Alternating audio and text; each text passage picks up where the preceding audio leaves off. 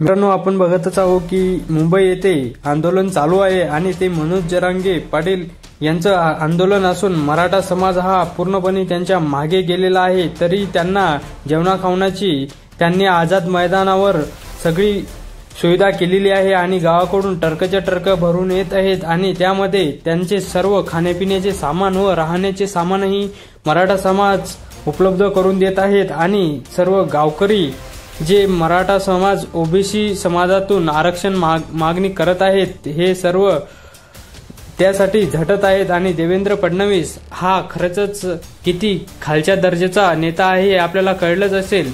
ते केळं दाखवत आहेत, म्हणत आहेत की केळं तिच्या घालून घ्यावे आणि या भाषेतून त्यालाही सर्व मराठा बांधव राज्यभरातून ट्रकच्या ट्रक आपल्या मराठा बांधवांना खाण्यापिण्याची सुविधा करून देत आहेत। यावर आपलं मत काय आहे तर आपल्या कमेंट बॉक्समध्ये नक्की नोंदवावं। आणि हा मराठा समाज आणि हा मराठा कार्यकर्ता म्हणत आहे की सर्व दिल्ली आणि मुंबई खरंच महाराष्ट्राची किंवा भारताची एक राजधानी किंवा भारताची खरंच लोकसंख्या पूर्व असलेला हा मोठे सिटी आहे।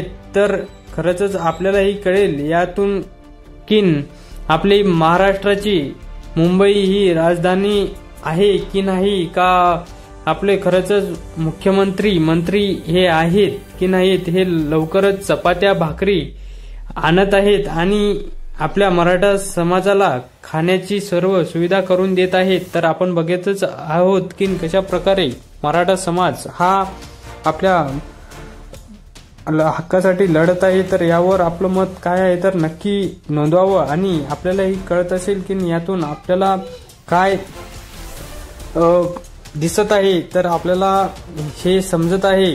मित्रांनो, याबद्दल आपलं मत नक्की नोंदवा, लाईक कमेंट शेअर करा। आणि हे बघा, पाण्याची ही सुविधा केलेली आहे, बिस्लरीचा स्टॉक पडलेला आहे आणि सर्व बांधव हे खाण्यापिण्याने त्रस्त होत होते कारण की देवेंद्र फडणवीस याने सर्व हॉटेली किंवा काही असे काही होतकरू होते की मराठा समाजाला खाण्यापिण्याची सर्व सुविधा करून देत होते, तर ते सर्व बंद करा लावलं। तर आता मराठा समाजाने गावाकडून सर्व बांधवांना खाण्यापिण्याची व्यवस्था करून आणि त्यांचे सर्व सामान आणायचे सांगितले। तर आता आपण बघतच आहोत की मराठा समाजाला खाण्यापिण्याची व्यवस्था आणि मुस्लिम बांधवही आपल्या मराठा समाजाला खाण्यापिण्याची व्यवस्था करून देत आहेत। तर आपण बघतच आहोत की मुस्लिम बांधव एक प्रकारे आपले खरंच मराठा समाजासाठी लढत आहे, परंतु मराठा समाजच आपल्यासाठी लढत नाही हे आपल्याला कुठतरी कमी वाटतं। आता यातून आपल्याला काय वाटतं तर हे आपल्या कमेंट बॉक्समध्ये नक्की नोंदवावं, लाईक कमेंट शेअर नक्की करावा।